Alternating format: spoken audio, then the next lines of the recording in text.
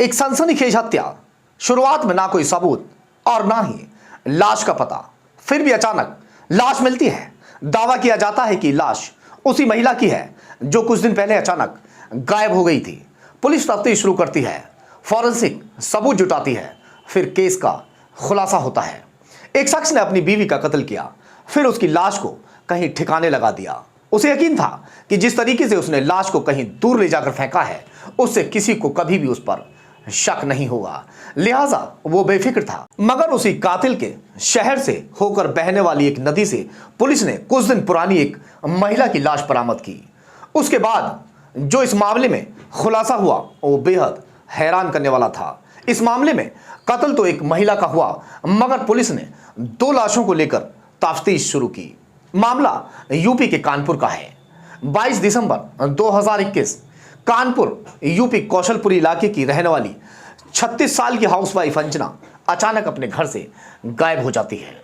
घर वालों ने उसे अपने तौर पर बहुत ढूंढा, मगर उसका कोई सुराग नहीं मिलता। इसके बाद अंजना की बहन बबली ने उसके गायब होने की शिकायत दर्ज कराई और अंजना के पति सुलभ ने भी इस सिलसिले में पुलिस कंप्लेंट दी। हालांकि सुलभ ने कंप्लेंट में बताया कि उसकी पत्नी उससे नाराज होकर कहीं चली गई है, जबकि बहन अंजना की गुमशुदगी का इल्जाम अपने बहनोई सुलभ पर लगा रही थी। उसका तो यहां तक कहना था कि सुलभ ने उसका ही कत्ल कर दिया है। हालांकि पुलिस ने दोनों ही शिकायतों पर ज्यादा ध्यान नहीं दिया, लेकिन जब बबली के साथ साथ परिवार के बाकी लोगों ने नजीरबाद के थाने को घेराव किया, तब जाकर पुलिस ने रिपोर्ट दर्ज की। मगर अभी पुलिस अंजना को ढूंढ ही नहीं पा रही थी।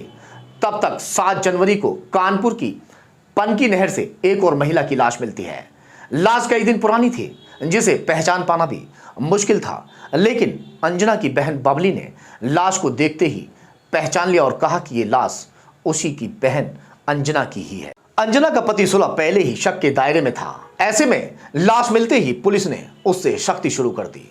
पुलिस ने सुलभ के घर के आसपास लगे सीसीटीवी कैमरों की गुमशुदगी वाले दिनों की फुटेज की जांच की और इस कोशिश से सुलभ बुरी तरह फंस गया। असल में सीसीटीवी फुटेज में सुलभ एक कार में एक भरी हुई बोरी को कहीं लेकर जाता हुआ दिखता है। सवाल यह था कि कहीं बोरी में अंजना की लाश तो नहीं थी। सच जानने के लिए पुलिस ने फॉरेंसिक एक्सपर्ट्स की मदद ली। एक्सपर्ट्स ने उस कार की जांच की, जिससे पता चला कि कत्ल के बाद कार की सफाई कर दी गई थी, लेकिन उस कार में खून के धब्बे अभी भी मौजूद थे। अब सुलभ के सामने सच्चाई कबूल करने के सिवाय कोई और चारा नहीं था। ऐसे में उसने न सिर्फ अपनी बीवी अंजना का कत्ल करने की बात मान ली, बल्कि उसकी लाश को ठिकाने लगाने की जो कहानी सुनाई वो बेहद अजीब और खौफनाक थी। पुलिस की माने तो शादीशुदा सुलभ किरण नाम की एक और लड़की से प्यार करता था और इसे लेकर पति पत्नी के बीच रिश्ते ठीक नहीं थे। क्रॉकरी कारोबारी सुलभ और अंजना ने 2008 में लव मैरिज की थी। उन्हें 11 और 5 साल के 2 बेटे हैं। इधर 22 दिसंबर को सुलभ के एक बेटे ने कोल्ड ड्रिंक की जिद की। मां अंजना ने कोल्ड ड्रिंक दिलाने से मना किया तो सुलभ का चचेरा भाई शीर्षभ बच्चे को कोल्ड ड्रिंक दिलाने के लिए घर से बाहर गया और ये बात रोज अंजना और सुलभ की झगड़े की वजह बन गई। गुस्से में सुलभ ने अंजना को थप्पड़ मार दिया और अंजना ने सुलभ का कॉलर पकड़ लिया। बस फिर क्या था, यह झगड़ा कत्ल की वजह बन गया और इसी वजह से सुलभ ने गला घोंटकर अंजना का कत्ल कर दिया। पुलिस के पास सुलभ की कार में बोरी रखने की सीसीटीवी फुटेज तो थी, मगर पूछताछ में सुलभ ने लाश को कार में लाद कर निपटाने की बात बताई तो पुलिस भी हक्की बक्की रह गई। उसने कहा कि रात को अपने घर में अंजना की गला घोंटकर हत्या करने के बाद लाश को बोरी में भरकर अपनी कार में डाली और फिर सीधे रायपुरवा में अपनी गर्लफ्रेंड के फ्लैट पर पहुंचा। यहां सुलभ का साथ देने के लिए उसकी गर्लफ्रेंड किरण और उसके पिता रामदयाल और सुलभ का चचेरा भाई पहले से यहां पर मौजूद थे। पहले तो चारों ने मिलकर लाश को पूरी तरह खुर्द-बुर्द करने की कोशिश की और उस पर पेट्रोल छिड़क कर जलाने की कोशिश की, मगर वहां धुआं होने लगता है, जिसे धुआं फैलता देखकर वो चारों आग बुझा देते हैं। लेकिन इस दौरान चारों के नाखून में अंजना के मांस के टुकड़े और खून के अंश रह गए। खून के धब्बे भी फॉरेंसिक जांच के बेंजीन टेस्ट के दौरान पकड़े जाते हैं। और तो और लाश निपटाने के लिए गुनहगारों ने उस फ्लैट की रंगाई पुताई भी करवा दी ताकि वहां लाश निपटाए जाने की कोशिश की गई का कोई सुराग न बचे।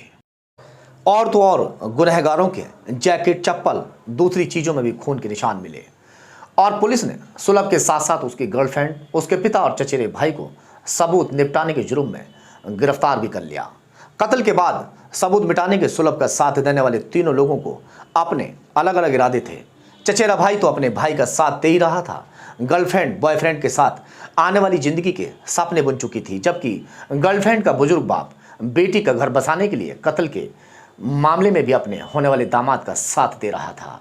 लेकिन कहानी में तब एक जबरदस्त ट्विस्ट आ गया जब यह पता चला कि पुलिस पन की नहर से मिली जिस लाश को अंजना की लाश मान रही थी, वो लाश असल में अंजना की थी ही नहीं, क्योंकि सुलभ और उसका भाई उस लाश को नहर में नहीं बल्कि वहां से करीब 50 किलोमीटर दूर पांडु नदी में फेंक कर आए थे, जो बिल्कुल विपरीत दिशा में थी।